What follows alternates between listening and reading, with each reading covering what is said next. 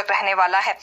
अभी आचार संहिता क्योंकि लागू हो गई है, जिस वजह से कई भर्तियां लटक गई हैं। पिछले कल बारीकी से हमने आपको भर्तियों से संबंधित जानकारी दी थी कि कितनी भर्तियां लटक गई है और क्या क्या उसमें कारण रह रहा था, जिस वजह से लेट हो गया और अब तो कोड ऑफ कंडक्ट लग गया है, तो जून तक का इंतजार करना होगा।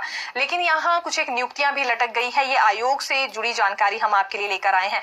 राज्य महिला आयोग में पिछले 2 साल से अध्यक्ष का पद खाली चल रहा है, जिस वजह से महिला उत्पीड़न के मामले लगातार बढ़ते जा रहे हैं और जब भी इन मामलों की तादाद महिला आयोग में ज्यादा हो जाती है तो फिर डिस्ट्रिक्ट कोर्ट में इन्हें रेफर कर दिया जाता है।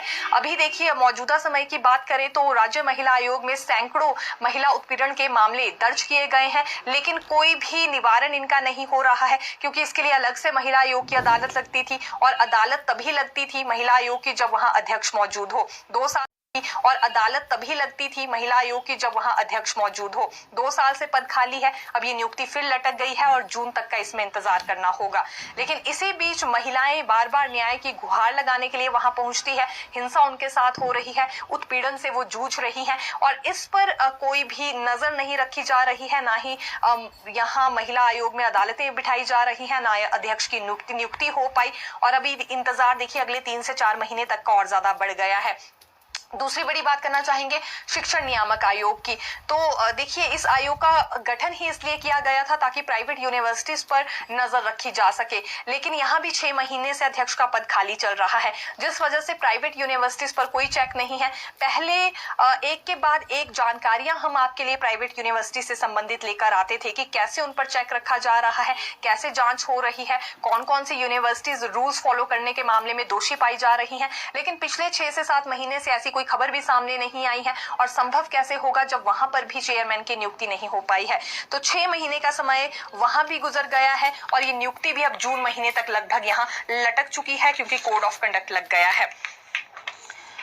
कुछ एक शिक्षक संगठनों की ओर से विरोध किया जा रहा है समग्र शिक्षा का, और इसलिए ये समग्र शिक्षा का विरोध कर रहे हैं क्योंकि नए नए सम्मेलन अब समग्र शिक्षा की ओर से आयोजित करवाए जा रहे हैं। फरवरी में ये 2 सम्मेलन आयोजित करवाए गए, मार्च में फिर 5 दिन का प्रशिक्षण सम्मेलन रख लिया गया है, जिसमें टीजीटी संगठन की ओर से ये कहा गया है कि अभी ये पीक मंथ इनके लिए और छात्रों के लिए रहता है। वार्षिक परीक्षाएं हो रही हैं, उसके बाद मूल्यांकन प्रक्रिया भी पूरी करनी है। अगर मार्च में भी अपने दिन ये इसी सम्मेलन में लगाएंगे तो फिर कैसे संचालन करवाएंगे परीक्षाओं का, इनके लिए आना संभव नहीं है।